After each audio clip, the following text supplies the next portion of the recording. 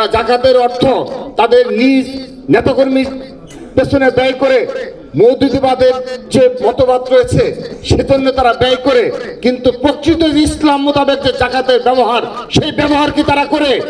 তারা সেটা বক্তব্য বলে মধ্যপ্রাচ্যতে জাকাত ফান্ড নিয়ে এসে তারা খরচ করবে। দেশের অর্ধেক যে নারী, অর্ধেকেরও বেশি, মোট জনসংখ্যার অর্ধেকেরও বেশি নারী, তাদের বিষয়ে একমাত্র ভিশন রয়েছে বিএনপির, একমাত্র ভিশন রয়েছে বিএনপির ভারপ্রাপ্ত চেয়ারম্যান জনাব তারেক রহমানের। সেখানে আপনারা এই বিষয়ে স্পষ্টভাবে তুলে ধরবেন। আর অপরাপর যারা ধর্ম বিক্রি করে চলে, তাদের নারী নিয়ে, এই অর্ধেকেরও বেশি নারী, তাদের ক্ষমতায়ন নিয়ে বাস্তবিক কোনো কর্মসূচি নেই।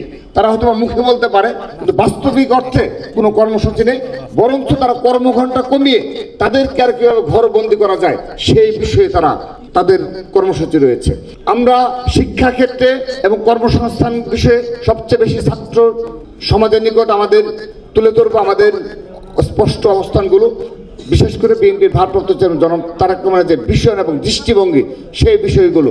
অর্থাৎ শিক্ষাক্ষেত্রে কিভাবে সারা দেশব্যাপী প্রান্তিক অঞ্চলে, প্রান্তিক পর্যায়ে শিক্ষা বিস্তার লাভ করবে, সে বিষয়ে তার সুদূর পরিকল্পনা লিপিবদ্ধ করা হয়েছে। কিন্তু বাংলাদেশে আরও যারা রয়েছে, দল রয়েছে, তাদেরকেও এইভাবে স্পষ্টভাবে শিক্ষাক্ষেত্রে এবং শিক্ষকদের জন্য একদম স্পষ্টভাবে কোনো পরিকল্পনা আজকের দিন পর্যন্ত তারা পেশ করতে পারেনি, আমাদের সামনে উপস্থাপন করতে পারেনি।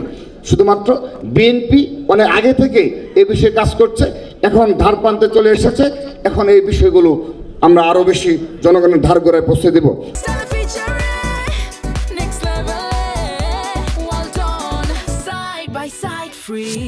যারা সোশ্যাল মিডিয়ায় তাদের নিজ নেতা কর্মীদের নোংরা এবং অশ্লীল ভাষা প্রয়োগের জন্য শিক্ষা দান করে, তারা কি কখন ইসলামের ধারক বাহক হতে পারে? তারা কখন ইসলামের ধারক বাহক হতে পারে না। আমরা এটা থেকে বিশ্বাস করি।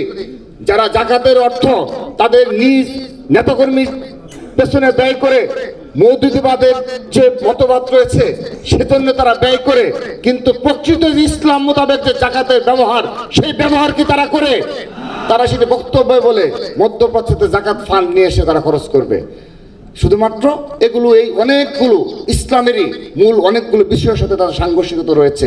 আপনারা সবচেয়ে শিক্ষিত সমাজ, আপনারা সেই বিষয়গুলো আরও পড়াশোনা করে আপনারা সেই বিষয়গুলো সাধারণ শিক্ষার্থীদের মাঝে, এই ধর্মের নামে যেভাবে আজকে বাংলাদেশে একটি উগ্রবাদী শক্তি উত্থানের জন্যে তারা প্রচেষ্টা চালিয়েছে, সংগ্রামী উপস্থিতি আমরা জানতে পেরেছি। আমরা বিভিন্ন বিশ্লেষক রয়েছে, নিরাপত্তা বিশ্লেষক সহ বিভিন্ন দেশীয় আন্তর্জাতিক বিশ্লেষক রয়েছে, যারা ইতিমধ্যে শঙ্কা প্রকাশ করছে বাংলাদেশে যে একটি ইসলামিক দল রয়েছে, তারা যে কোনো শর্তে তাদেরকে যেন উগ্রবাদী কিংবা জঙ্গিবাদ তকমা দেওয়া না হয়, সেজন্য বাংলাদেশের স্বাধীনতা সার্বভৌমত্ব যেন বিনষ্ট হলেও সেই শর্তে তারা রাজি হয়েছে। আমরা সেগুলো জানতে পেরেছি। এগুলো যারা সচেতন রাজনীতিবিদ শুধু তারাই জানবে। আমরা এখানে যারা রয়েছি সবচেয়ে সচেতন পলিটিশিয়ানরা, ছাত্র দলের নেতাকর্মীরাই সবচেয়ে সাহসী এবং মেধাবী ছাত্র সমাজের মাঝে। সেহেতু আমাদের এই বিষয়গুলো স্পষ্ট করতে হবে। বাংলাদেশ যেন আবারও পুরো ঝুঁকির মাঝে যেন না পড়ে, আমাদের স্বাধীনতা সার্বভৌমত্ব যেন বিনষ্ট যেন না হয়, কেউ যেন শুধুমাত্র ক্ষমতার স্বার্থে, ক্ষমতায় লাভের স্বার্থে বাংলাদেশের স্বাধীনতা সার্বভৌমত্ব বিকিয়ে না দেয়। বিএনপি একমাত্র দল। আমরা কিছুক্ষণ আগে একজন বিশুদ্ধ